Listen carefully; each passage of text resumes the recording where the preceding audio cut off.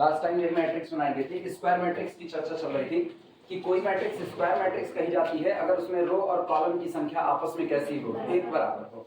ठीक, मैट्रिक्स बनाई गई थी A11 A12 A13 A1n से चलते चलते n क्रॉस n की एक मैट्रिक्स बनी थी। कहा यह गया था कि ये प्लेस जहां पर आपका रो सफिक्स और कॉलम सफिक्स आपस में बराबर होता है, रो सफिक्स को रिप्रेजेंट करते हैं I से, कॉलम सफिक्स को J से। तो अगर इस हिस्से पर देखा जाए 1 1 2 2 3 3 सो ऑन चलते चलते n n, ये पूरा का पूरा सफिक्स आपस में कैसे हैं, यहाँ पर रो और कॉलम सफिक्स आपस में बराबर है। इंट्री कुछ भी हो, हमका इंट्री से हमारा कोई मतलब नहीं है। मेरा मेन मतलब है पोजीशन अगर देखी जाए तो रो और कॉलम दोनों प्लेसेस कैसे हैं, सेम टू सेम है। आप जिस रो में खड़े हो आप उसी कॉलम में खड़े हो। अगर हम A33 की बात करें तो A33 अगर 5 है तो इसका मतलब 5 जिस जगह पर बैठा है वो जगह थर्ड रो में है और थर्ड कॉलम में है। तो जहां पर भी I और कॉलम, जहां पर भी I और J आपस में बराबर होते हैं, यानी रो सफिक्स और कॉलम सफिक्स आपस में बराबर होते हैं, इस पूरे के पूरे प्लेस को प्रिंसिपल डायगोनल कहा जाता है। कहते हैं प्रिंसिपल डायगोनल के ऊपर, above the principal diagonal, आपका रो सफिक्स I हमेशा लेस देन होता है कॉलम सफिक्स J के। 1 2, रो सफिक्स 1 है लेकिन कॉलम सफिक्स कितना है, 2 है। रो सफिक्स 1 है, कॉलम सफिक्स 3 है। Row suffix 2, column suffix 3, row suffix 2, column suffix n। Even ANN के जस्ट ऊपर अगर हम बात करेंगे तो ये कौन सी रो है, nth रो। तो यहाँ का जो एलिमेंट होगा, ये एलिमेंट होगा AN-1, रो की संख्या, और कॉलम कौन सा रहेगा, n। ऑब्वियस बात है n-1 कम बैठेगा किससे, n से। यानी पूरे के पूरे प्रिंसिपल डायगोनल के ऊपर I हमेशा लेस देन बना रहता है किससे, J के साथ। On the principal diagonal I बराबर बना रहता है किसके, J के। और अगर हम प्रिंसिपल डायगोनल के नीचे आते हैं तो रो सफिक्स तुरंत बड़ा हो जाता है कॉलम सफिक्स से, हर एक जगह पर। यानी below the principal diagonal I is confirmly greater than J। याद करने का पैटर्न बहुत सीधा है, पहले कोई नंबर छोटा होगा, फिर बराबर होगा, और फिर धीमे से आगे निकल जाएगा यानी बड़ा हो जाएगा। तो रो सफिक्स पहले कम होगा, कम कहां होगा, ऊपर से नीचे की तरफ आ रहे हो तो ऊपर के हिस्से में रो सफिक्स कम होगा, I less than J। On the diagonal I is equal to J, below the diagonal I greater than J। इतनी बातें हो गई थी। चलो लिखने की शुरुआत करते हैं। इसको हम ऐसे लिख देते हैं, above principal diagonal, above principal diagonal I less than J, और इनके लिए हम लिख देते हैं on principal diagonal, on principal diagonal I is equal to J, और यहां लिख देते हैं below principal diagonal I greater than J। इस तरीके से फिगर में लिख लो।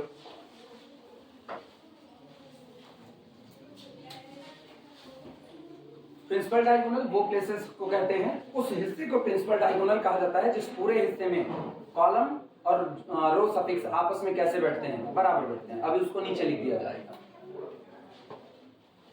अलाइन अलोंग विच, यही नीचे स्टार करके लिख देना, align along which, align along which elements of the form, elements of the form, align along which elements of the form AII of square matrix, of square matrix, of square matrix capital A is equal to AIJ n cross n line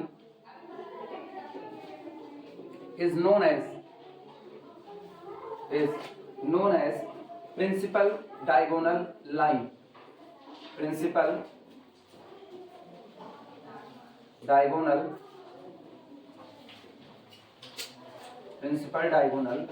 line, लिखा गया है align along which, एक ऐसी line जिसके along element of the form AII of the square matrix, किसी square matrix के वो element जो किस प्रकार हैं, वो एलिमेंट जिनके लिए रो सफिक्स और कॉलम सफिक्स आपस में कैसा है, बराबर है, AII, वो जिस लाइन पर लाई करते हैं उसी लाइन को हम लोग क्या कहते हैं, प्रिंसिपल डायगोनल लाइन कहते हैं। हिंदी में इसी को मुख्य विकर्ण रेखा कहा जाता है। हमेशा याद रखना, principal diagonal line left most corner से लेकर के राइट मोस्ट कॉर्नर तक खींची जाती है, और वो भी टॉप से लेकर के बॉटम पर आती है। ये नहीं कि इधर से उधर जा रहा है, नोट कर इसे। और जो भी एलिमेंट प्रिंसिपल डायगोनल पर लाई करता है उस एलिमेंट को प्रिंसिपल डायगोनल एलिमेंट कहते हैं। मतलब अगर मुझसे कोई पूछे ना प्रिंसिपल डायगोनल एलिमेंट बताइए, तो हम कहेंगे A11, A22, A33, so on ANN। ये सारे लोग कौन से एलिमेंट हैं? प्रिंसिपल डायगोनल एलिमेंट हैं। ये नोट करो, उसे लिखा अपनी।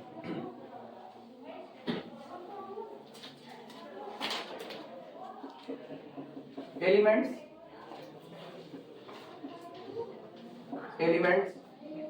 AI, जहां पर I is equal to 1, 2, 3 up to so on n are known as principal diagonal element। principal diagonal elements are known as principal diagonal elements। Matrix का भी नाम देते हैं principal diagonal elements of capital A. ये लोग matrix capital ए के principal diagonal elements कहे जाते हैं। ये लोग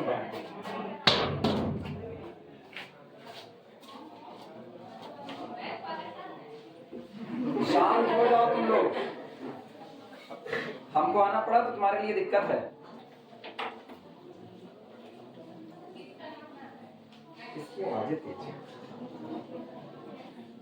पूरे क्लास की सबसे तेज लड़की यही है, और इसकी आवाजें उतनी तेज है।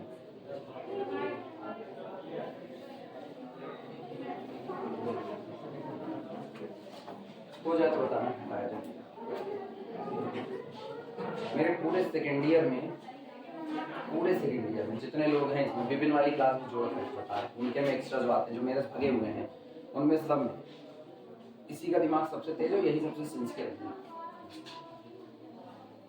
बाकी सब 2-3 और ठीक ठाक, लेकिन अगर बराबरी की बात करेंगे तो इसके बराबर नहीं हो 2-3 ना। और बाकी के जितने हैं वो सब लदभूसा बचे हैं पूरे तरीके से, उनको ना पढ़ने से मतलब है ना कुछ, वो बस टिकटॉकिया है पूरे तरीके से। उनको 24 घंटा एक काम रहता है। हो जाए तो अगला चलें। अच्छा फिर सुनो, अब यहाँ से ना धीमे धीमे काउंटिंग के प्रोसेस पर जा रहे हैं। प्रिंसिपल डायगोनल को अगर देखा जाए तो किसी n क्रॉस n मैट्रिक्स के प्रिंसिपल डायगोनल में टोटल कितने प्लेस होते हैं? टोटल कितने प्लेस होते हैं? n place. और टोटल n प्लेस है तो मैट्रिक्स के हर प्लेस पर केवल एक एंट्री आप रख सकते हो। इसका मतलब प्रिंसिपल डायगोनल पर मौजूद एलिमेंट की संख्या हमेशा कितनी होती है? एक का ही नहीं, n होती है। अरे मेरी उंगली देख करके ना बात किया करो, हम ऐसे तुम लोगों को बतियाने के लिए करते हैं। प्रिंसिपल डायगोनल पर मौजूद एलिमेंट्स की कुल संख्या हमेशा कितनी होती है? n होती है। अगर मैट्रिक्स 4x4 की और कोई पूछे प्रिंसिपल डायगोनल पर कितने एलिमेंट हैं, जवाब होगा 4। 5x5 की स्क्वायर मैट्रिक्स है तो प्रिंसिपल डायगोनल पर कितने एलिमेंट? 5। 10x10 की है तो प्रिंसिपल डायगोनल पर कितने एलिमेंट? 10 एलिमेंट होंगे। मतलब जितने क्रॉस जितने की मैट्रिक्स होगी प्रिंसिपल डायगोनल पर उतने ही एलिमेंट मौजूद होंगे। और इनकी गिनती कहीं और से नहीं, जरा सफिक्स गिनो। ये कितना लिखा है? 1 लिखा है ना, तुम्हें की बात पढ़ो 1। ये दूसरा एलिमेंट देखो कितना लिखा है? 2 तीसरा एलिमेंट है तो 3। ये कौन सा एलिमेंट होगा? nth एलिमेंट है। तो on the principal diagonal there exist total n element. Principal diagonal पर हमेशा कुल कितने एलिमेंट मौजूद होंगे? n element. तब जब आपकी मैट्रिक्स का ऑर्डर कितना होगा? n क्रॉस n होगा। लिखो इसी बात को नोट लगा करके। Note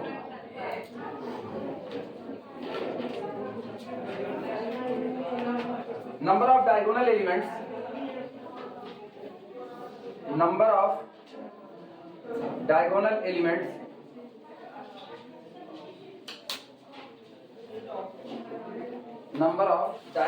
elements in a square matrix of order n, in a square matrix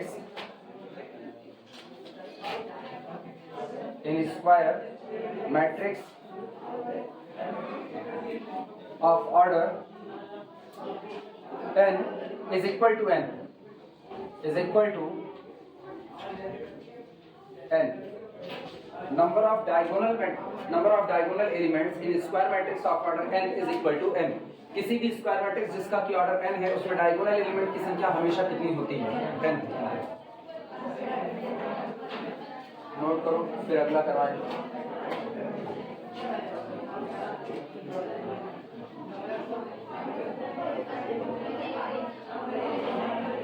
मेरे गए लोग शांत नहीं, हमको जाना ही पड़ेगा इनकी कंडीशन में। हाँ हाँ, मतलब अच्छा हम जॉली जॉली मूड में घर से चलते हैं, लोग मेरा दिमाग खराब करते हैं, बस और कुछ नहीं है। हम सोचते हैं आज नहीं चिल्लाएंगे, और ये लोग हमको बदनाम किए पड़े हैं। हो गया तो हटाया जाए इससे। बोलता है ना सके साक्षम समा चले, ये शांति से बैठ नहीं सकते जब तक हम न जाएं। विपिन कितना बज रहा है? ये आने नहीं है, इसको पहले आने 48 हो गए हैं। 6:40 की क्लास है। विपिन कहाँ गए हैं? काश टाइम की कदर हो जाती तो ये लोग सीख जाते हैं। आ तो गए।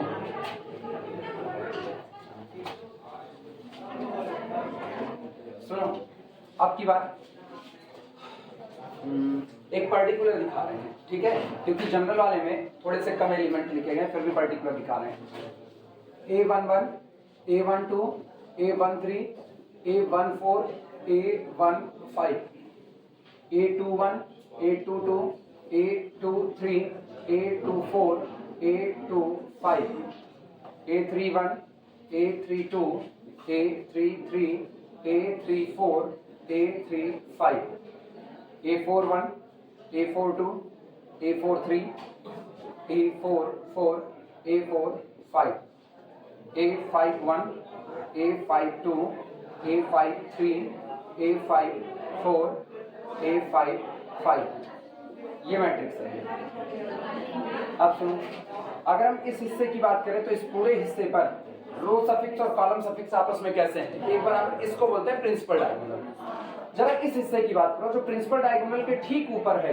अगर तुम इस हिस्से का नेचर देखो तो इसमें जो रो सफिक्स है वो कितना है? 1, और कॉलम सफिक्स कितना है? 2 है। रो सफिक्स कितना? 2, column suffix 3, row suffix 3, column suffix 4, रो सफिक्स 4, कॉलम सफिक्स 5। क्या तुमको हर बार इस पूरी लाइन पर ऐसा नजर आ रहा है जैसे ये एलिमेंट लिखे गए हो ai+1? क्या यही लिखा गया है? ठीक, यानी अगर हम प्रिंसिपल डायगोनल के ठीक ऊपर देखें तो प्रिंसिपल डायगोनल के ठीक ऊपर मौजूद जो भी एलिमेंट हैं उनका स्ट्रक्चर देखने में ai+1 का है। मतलब कॉलम सफिक्स रो सफिक्स से केवल और केवल कितना ज्यादा है? 1 ज्यादा है। अच्छा, इस नीचे वाले हिस्से पर जरा गौर करना। अगर इस नीचे वाले हिस्से की बात करें तो 2 1 3 2 4 3 5, इसका मतलब अगर इनकी बात करें तो इनका स्ट्रक्चर देखने में ना ऐसा लिख रहे हैं aj+1 j। सही है गलत? कॉलम सफिक्स देखो 1 और रो सफिक्स उससे 1 ज्यादा। कॉलम सफिक्स कितना है? 2, रो सफिक्स 1 ज्यादा। कॉलम सफिक्स 3, रो सफिक्स 1 ज्यादा। कॉलम सफिक्स 4, रो सफिक्स 1 ज्यादा। मतलब अगर हम प्रिंसिपल डायगोनल के ऊपर की बात करें तो प्रिंसिपल डायगोनल के ऊपर i<j होता है, हाँ या ना? अभी भी तो पढ़े हुए हैं। Above the principal diagonal I हमेशा लेस देन कितना रहता है? j। Below the principal diagonal I हमेशा ग्रेटर देन कितना होता है? j। और on the principal diagonal I बराबर कितना होता है? j। हम प्रिंसिपल डायगोनल से हट करके बात करें, अगर हम प्रिंसिपल डायगोनल के ठीक ऊपर, ये याद करना पड़ता है किस तरीके से चल रहा है। अगर हम प्रिंसिपल डायगोनल के ठीक ऊपर वाली लाइन की बात करें तो उस पूरी लाइन पर एक बात तो तय है कि I<j बना रहेगा, लेकिन कितना? केवल और केवल 1 कम रहेगा, बस। तो इसका मतलब रो सफिक्स और कॉलम सफिक्स के बीच में अगर रिलेशन देखा जाए तो यहाँ पर जो भी एलिमेंट हैं वो दिखने में ai+1 टाइप के हैं। और अगर हम नीचे की बात करें तो i>j होता है, i>j, यानी row suffix is greater than column suffix, लेकिन कितना ज्यादा? बस 1 ज्यादा। तो इसका मतलब माइनस से नहीं लिखा जाता। माइनस ना बड़ी खराब चीज होती है, नेगेटिविटी हमेशा बर्बाद करती है आपको। तो नेगेटिविटी को छोड़ करके चल रहे हैं, पॉजिटिव हमेशा केवल और केवल पॉजिटिविटी डील कर रहे हैं। तो अपने पास पता है i कितना होगा? j। अगर हम नेगेटिव की दुनिया में लिखें तो हमको लिखना पड़ेगा 1 कम करके, -1 करके। तो हम लोग इसको पॉजिटिविटी में लिखते हैं, जो j रहेगा उससे 1 ज्यादा आपका रो सफिक्स होगा, यानी j+ कितना होगा? 1 होगा। तो ऊपर के एलिमेंट है ai+1 टाइप के और नीचे के एलिमेंट है aj+1 और j टाइप के। क्लियर हुआ? इनको और इनको भी नाम दिया जाता है, इन दोनों का नाम देने चलना है, लिखना डबल स्टार करके। सुनो, चूंकि ये प्रिंसिपल डायगोनल के ठीक ऊपर बैठा है, ये वाली लाइन प्रिंसिपल डायगोनल के ठीक ऊपर बैठी है, इसलिए इसको नाम दिया जाता है सुपर डायगोनल। इस वाली लाइन को मतलब वो पूरी की पूरी लाइन जिस पर मौजूद एलिमेंट का जो स्ट्रक्चर होता है वो ai+1 टाइप का होता है, उसको आप लोग सुपर डायगोनल बोलते हो। और प्रिंसिपल डायगोनल के ठीक नीचे जहां पर स्ट्रक्चर कैसा होता है aj+1 टाइप का, ये चूंकि प्रिंसिपल डायगोनल के ठीक नीचे है और नीचे वाले लोगों को ना छोटा माना जाता है। जैसे इंस्पेक्टर का छोटा कौन होता है? सब इंस्पेक्टर होता है, तो इसको बोलते हैं सब डायगोनल, इन्हें सब डायगोनल कहा जाता है। क्लियर हुआ? चलो लिखने की शुरुआत करते हैं। डबल स्टार करके लिखो, हम बोल दे रहे हैं ऐसे ही, कहीं नीचे डबल स्टार करना, बाद में इसको बना लेना चाहे तो, या अभी बनाओगे? अभी बनाओगे? अब इन्हें ऐसे बना लो, फिर 5x5 का ऐसे बना लो, 5x5 का इस तरीके से बना लो। ये घेराबंदी करना चाहे ना करना, ये तुम्हारे ऊपर है। समझने के लिए घेराबंदी कर सकते हो, अदरवाइज रहने देना।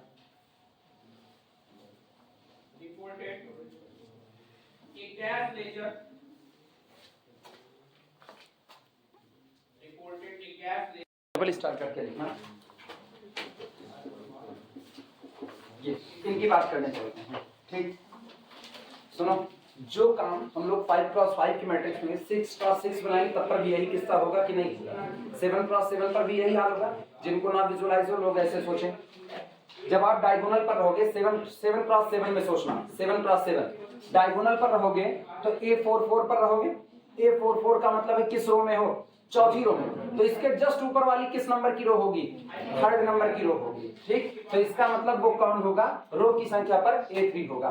फिर गौर करना, A44 पर अगर खड़े होगे तो किस कॉलम में खड़े हो? चौथे कॉलम में। इसके जस्ट ऊपर अगर जाओगे, इसके जस्ट ऊपर किस कॉलम में रहोगे? चौथे ही कॉलम। कॉलम थोड़ी छूटेगा, कॉलम तो अरे A44 के जस्ट ऊपर जाना है। सोचो हम रो के ऊपर जा रहे हैं तो रो की संख्या घटेगी, लेकिन हम उसी कॉलम में ऊपर चढ़ रहे हैं। जब आप उसी कॉलम में, पहले ही कॉलम में खड़े, उसी कॉलम में तुमको टांग दिया तो क्या उसने तुम्हारा कॉलम बदला? कॉलम बदलने का मतलब है या तो आप लेफ्ट चले जाते या तो आप किधर चले जाते? राइट। लेकिन आप ना तो लेफ्ट गए ना तो राइट, आप उसी कॉलम में कहा गए? ऊपर। तो आपका नंबर बदलने वाला नहीं है। और जबकि रो में अगर आप दाएं बाएं चलते हो तो आपका नंबर नहीं बदलता, लेकिन ऊपर नीचे चलोगे तो रो चेंज हो जाएगी। ये फील आता है कि नहीं आता है कि रो में किस हिसाब से चला जाता है? ये फील आता है कि नहीं कि रो में किस हिसाब से चलते हैं? नहीं। तो सुनो, जब हम इधर खड़े होते हैं, जैसे अभी खड़े हैं, तो अगर हम सामने की तरफ चल रहे हैं तो हम एक कॉलम में चल रहे हैं इस हिसाब से, क्योंकि हम रो को इस तरफ से मान रहे हैं। और इसका मतलब अगर हम इधर चलते हैं तो हम सोचो रो नहीं चेंज करें, हम उसी पहली रो में ही आगे बढ़ रहे हैं। और पहली रो में अगर इधर आते हैं तब पर भी मेरा रो नंबर नहीं बदलेगा, लेकिन क्या मेरा कॉलम नंबर बदल रहा है? प्रेयर की लाइन में ये सामने सामने से लाइन बन गई, ठीक? मान लो 8 लाइन बना दी गई और टीचर इधर से ऑब्जर्वेशन कर रहा है तो वो इसी लाइन में चल रहा है। ये उसकी एक ही रो है, क्या वो बदल रहा है अपनी जगह पर? वो अपनी जगह पर क्या बदल रहा है? केवल और केवल कॉलम बदल रहा है। जब वो पहले लाइन के आगे खड़ा होता तो वो पहले कॉलम को देख रहा होता, दूसरे लाइन के आगे उसी लाइन में आगे बढ़ गया तो सेकंड कॉलम को देख रहा है। इसका मतलब जब आप लेफ्ट या राइट चल रहे हो मैट्रिक्स में तो आप हमेशा केवल और केवल किसका नंबर बदल रहे हो? कॉलम का नंबर बदल रहे हो। लेकिन अगर आप अप एंड डाउन मोशन कर रहे हो, अप एंड डाउन मोशन, तब आप किसका नंबर बदल रहे हो? रो का नंबर बदल रहे हो। ये गौर करना, हम अप एंड डाउन आ रहे हैं, ये कहां पर है? पहली रो में, फिर नीचे आए तो दूसरे में, फिर नीचे आए तो तीसरे में, फिर इधर चौथे में। अब की गौर करना, उंगली का मूवमेंट देखना, A13, क्या हम रो बदल रहे हैं? बदल क्या रहा है? कॉलम बदल रहा है। तो जब आप A44 पर खड़े हो तो हम तुमको कह रहे हो ऊपर जाओ। A44 से एक स्टेप ऊपर जाने का मतलब आप किस रो में खड़े थे? चौथी रो में। और एक स्टेप ऊपर जाने का मतलब रो की संख्या कम की जा रही है, इसका मतलब आप किस में आ गए? थर्ड रो में। लेकिन क्या आपका कॉलम बदला? नहीं बदला। यानी अगर मैट्रिक्स मेरी 7x7 की होती और हम A44 के जस्ट ऊपर देख रहे होते तो हमको कुछ और ना मिलता, कौन मिलता? A43, A3, यही मिलता, ठीक? अगर हम जस्ट नीचे आ रहे हैं, A44 के ठीक नीचे आओ, तो नीचे आने का मतलब उसी कॉलम में आना है, कॉलम नहीं बदलेगा। तो इसका मतलब कॉलम की संख्या 4, लेकिन रो की संख्या बढ़ जाएगी, इसका मतलब 5। और बीच में कौन है? A4। बोलो, यही पैटर्न चलता है कि नहीं चलता है? इसका मतलब कुछ नहीं बदलेगा। अब जरा A77 या A88 में आओ और छठी रो में खड़े होना। जब आप A88 में आते हो, ठीक है, सॉरी 8 क्रॉस 8 की मैट्रिक्स में A66 पर हो, तो सोचो हम खड़े हैं डायगोनल की पोजीशन A66, छठी रो और छठे कॉलम में। हम कह रहे हैं एक स्टेप ऊपर जाओ। एक स्टेप ऊपर जाने का मतलब है कि आप उसी कॉलम में ऊपर जा रहे हो, A56, और एक स्टेप नीचे आओ, A76। क्या अभी भी तुमको रो और कॉलम सफिक्स के बीच में यही रिलेशन नजर आ रहा है कि नहीं? जब आप ऊपर हो, डायगोनल के ऊपर सोचो, डायगोनल के ऊपर तो I+1 और डायगोनल के नीचे J+1, वही कंडीशन अभी भी चल रही है।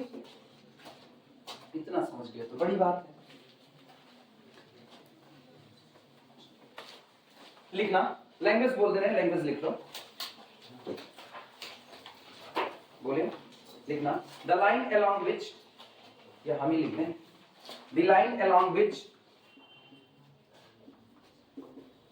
The line along which, the line along which elements of the form, elements of the form I+1, इसको देखते तुमको पता होना चाहिए कौन सा सफिक्स बड़ा है, कॉलम का या रो का? रो अब इधर I+1 सीधे सीधे, कॉलम सफिक्स बड़ा है, और कॉलम सफिक्स बड़ा है यानी आप डायगोनल के कहां हो, नीचे या ऊपर? ऊपर की तरफ हो, और डायगोनल के ऊपर हो तो इसका मतलब सुपर डायगोनल में चलने की बात हो रही है, ठीक। The element along which, sorry, the line along which elements of the form I+1 of square matrix, of square matrix capital A lie known as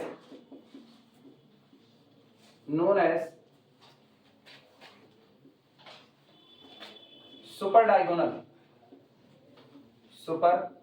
diagonal line, किसी चीज को मतलब इस लाइन को, जिस लाइन में ऐसे एलिमेंट मौजूद होते हैं उसको हम लोग सुपर डायगोनल लाइन कहते हैं, ठीक। और ऑब्वियस सी बात है, अगर ये सुपर डायगोनल लाइन है तो एलिमेंट किस नाम से जाने जाएंगे? Super diagonal elements, and such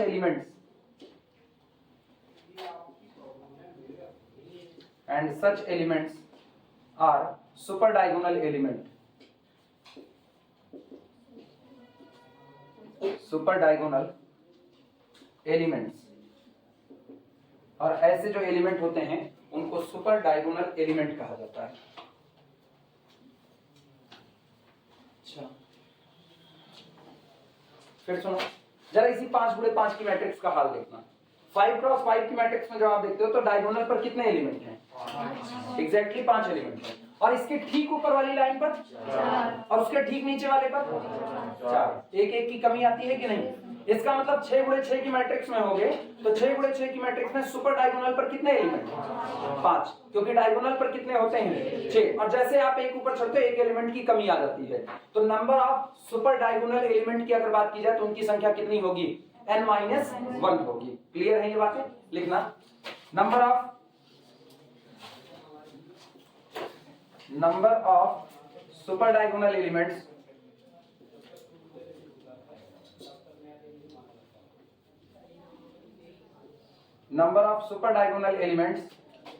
are n-1 in n cross n matrix. किसी n क्रॉस n की मैट्रिक्स में जो सुपर डायगोनल एलिमेंट होते हैं उनकी संख्या हमेशा कितनी होती है? n-1 होती है। फिर डबल स्टार्ट करना, ये सारी बातें एक ही में आएंगी।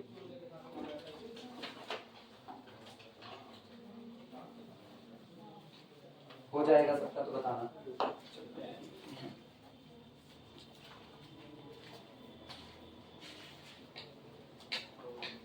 ग्रेजुएशन लेवल पर आकर के मैट्रिक्स के बारे में ये सारी बातें ना सीखो ना, बकवास है। तो इंटर पढ़ लिए हो तो वहीं से पढ़ जाते, शायद ग्रेजुएशन ही पढ़ते मैट्रिक्स को। अपने यहाँ अलग दुनिया बसी है तो क्या किया जा सकता है, ऐसा कुछ नहीं पॉसिबल है। हम उनको नहीं सुधार सकते, इसीलिए हम ये चीजें खुद एक्सेप्ट कर ले रहे हैं। लिख चुके सब लोग? सुनो सर, अब अगला काम तुम लोग अपनी कॉपी में खुद से लिखोगे, बता रहे हैं मुश्किल है, कुछ नहीं बदलेगा।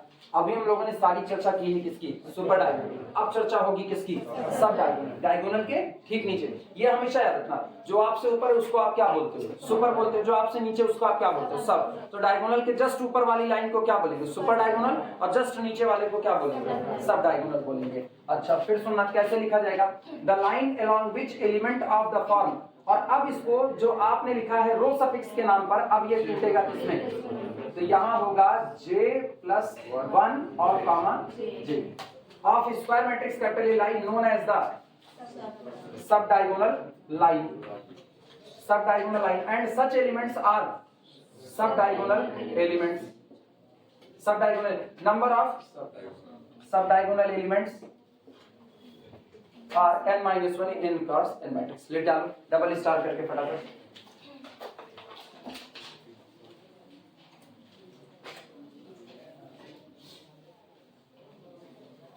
कुछ नहीं करना है, अपनी कॉपी में देख करके लिखो, बोर्ड देखने की कोई नीड नहीं है, केवल सुपर की जगह पर क्या लिख देना, सब। आदत डालो अपनी कॉपी से खुद से लिखने की, ये बोर्ड वाला मत छोड़ो, अभी बोर्ड पे देखोगे तो मतलब क्या रहेगा, पिछला वाला पढ़ा।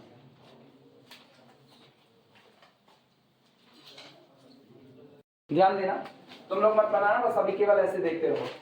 मैट्रिक्स लिख रहे हैं A11, A12, A13, A14, A15, इस तरीके से चलते चलते A1n, A21, A22, A23, A24, A25 up to so on A2n, A31, A32, A33, A34। मुझको इतना लिखने की जरूरत नहीं है, हम एक पर्टिकुलर लिख करके समझा सकते हैं, विजुअलाइज हो, इसलिए हम बड़ी मैट्रिक्स ले रहे हैं। A35 up to so on A3n। एक और लिखेंगे A41, A42, A43, A44, A45 up to so on A4n, और ये ऑनवर्ड ऐसे ही चलता रहेगा, AN1 so on AN2 so on AN3 so on AN4 so on AN5 up to so on ANn। ये matrix सुनो, हम डायगोनल के हिस्से को काट करके निकाल रहे हैं। डायगोनल का हिस्सा ये A11, A22, A33, AN, ये कट के निकल गया। अब जरा गौर करना, कुल कितने एलिमेंट बच रहे हैं डायगोनल के नीचे, उनकी काउंटिंग चल रही है। ये बताओ डायगोनल के नीचे कितना एलिमेंट है, 1 एलिमेंट डायगोनल के नीचे। फिर यहाँ कितने एलिमेंट हैं, 2 एलिमेंट। यहाँ कितने एलिमेंट हैं, 3 हैं। एक चीज तुम गौर करो, तो जैसे जैसे आप एक एक स्टेप नीचे आ रहे हो, एलिमेंट की संख्या बढ़ती जा रही है, एक एक बढ़ती जा रही है। पहले डायगोनल के जस्ट नीचे 1 एलिमेंट आया, फिर 2 एलिमेंट मिल रहे, फिर 3 मिल रहे हैं, तो पक्का अगली बार कितना मिलेगा, 4 मिलेगा। और ये बताओ लास्ट वाली लाइन पर आ रही है, लास्ट वाली लाइन, इस रो में कुल कितने एलिमेंट हैं, n एलिमेंट है, लेकिन एक एलिमेंट किस पर रुक गया है, एक किस पर रुक गया, डायगोनल पर रुक गया, तो बचे कितने, n-1।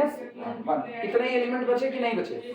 अगर हम तुमसे ये पूछें कि डायगोनल के नीचे कुल कितने एलिमेंट मौजूद हैं, सवाल ये है डायगोनल के नीचे कुल कितने एलिमेंट मौजूद हैं, तो जवाब होगा इन्हीं को जोड़ दीजिए, 1 + 2 + 3 + 4 + up to so on + n-1। हाँ या ना, सारे लोग सहमत हो इस बात से। और सबको पता है कि फर्स्ट n नेचुरल नंबर, प्रथम n प्राकृतिक संख्याओं का सम कितना होता है, कितना, बोलो बोलो बोलो, हमको आती नहीं करी, n × n-1। हम n की बात करें, n × n+1/2, ये शुरुआत में फर्स्ट n नेचुरल नंबर का सम है, उसकी भावनाएं हम समझ रहे हैं, वो उसको जोड़ के बता रहे हैं। हाँ, उसको ना बता पाएंगे, अभी हम जो पूछ रहे हैं उसकी बात है, इसीलिए हम कहना हम भावनाएं समझते हैं, एग्जामिनर थोड़े समझेगा ना। ये शुरुआत के फर्स्ट n नेचुरल नंबर जो थे ना, फर्स्ट n नेचुरल नंबर का सम है, प्रथम n प्राकृतिक संख्याओं का सम, n+1/2। लेकिन मुझको नहीं चाहिए, हमको कितने तक चाहिए, केवल हमको n-1 तक चाहिए। तो इसका मतलब जहां जहां n है उसकी जगह कितना शिफ्ट करना है, n-1। तो ये होगा n-1 ये हो जाएगा n minus one plus one divided by two, ये cancel out, that is equal to n minus one upon two. यानी कहने का मतलब ये हुआ कि अगर आपकी मैट्रिक्स स्क्वायर मैट्रिक्स है तो डायगोनल के ठीक नीचे मौजूद टोटल एलिमेंट की संख्या होती है n into n minus one upon to. इसका मतलब अगर कोई मुझसे कहे कि आपको दी गई मैट्रिक्स 6 क्रॉस 6 की है, आप ये बताइए डायगोनल के ठीक नीचे कुल कितने एलिमेंट मौजूद होंगे, डायगोनल के नीचे कुल कितने एलिमेंट मौजूद होंगे, तो हम लोग कहेंगे 6 into 6 minus one upon to, 2 1 के 2, 2 3 6, और ये कितना 5 5 टोटल 15 एलिमेंट होंगे जो डायगोनल के नीचे मौजूद होंगे। और अगर ये पूछ लिया कि सुपर डायगोनल पर कितने होंगे, सुपर डायगोनल ऊपर वाले पर, तो सुपर डायगोनल पर कितने होंगे 5, इसी चक्कर है 6 क्रॉस 6 की मैट्रिक्स। सुपर डायगोनल पर कितने 5, सब डायगोनल पर कितने 5, लेकिन डायगोनल के ठीक नीचे कितने, यानी 6 6 माइनस वन अपॉन टू। अच्छा ये बताओ मैट्रिक्स कैसी है, स्क्वायर मैट्रिक्स है, तो जब स्क्वायर मैट्रिक्स है और आप उसको डायगोनल से काट दिए तो जितने एलिमेंट ऊपर रुके उतने ही नीचे एक बराबर है, तो डायगोनल के ऊपर एलिमेंट की संख्या, डायगोनल के, अरे अभी n क्रॉस n बोले हैं महाराज, डायगोनल के ऊपर कितना n माइनस वन, बहुत मारेंगे तुमको 15 तुम इसको नहीं बोल रहे हो, आप जनरल पूछ रहे हैं, हम पर्टिकुलर पूछेंगे तुम लोग जनरल बोलोगे, हम जनरल पूछेंगे तुम लोग पर्टिकुलर बोलोगे। अच्छा रुको हम बहुत शुद्ध भाषा में पूछें, एक मैट्रिक्स जिसका ऑर्डर n क्रॉस n का है उसमें डायगोनल के ठीक ऊपर मौजूद एलिमेंट की कुल संख्या कितनी होगी, n minus one upon to, और डायगोनल के ठीक नीचे n minus one upon to, और ऑन द डायगोनल। क्लियर हुआ ये बात? चलो इसी को लिखने चलते हैं।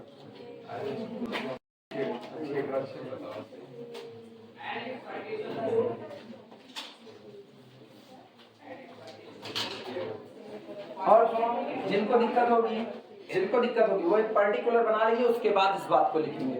एक पर्टिकुलर बना दे रहे हैं, A11 A12 A13 A14 A15 A21 A22 A23 A24 A25 A31 A32 A33 A34 A35 A41 A42 A43 A44 A45 A51 A52 A53 A54 A55।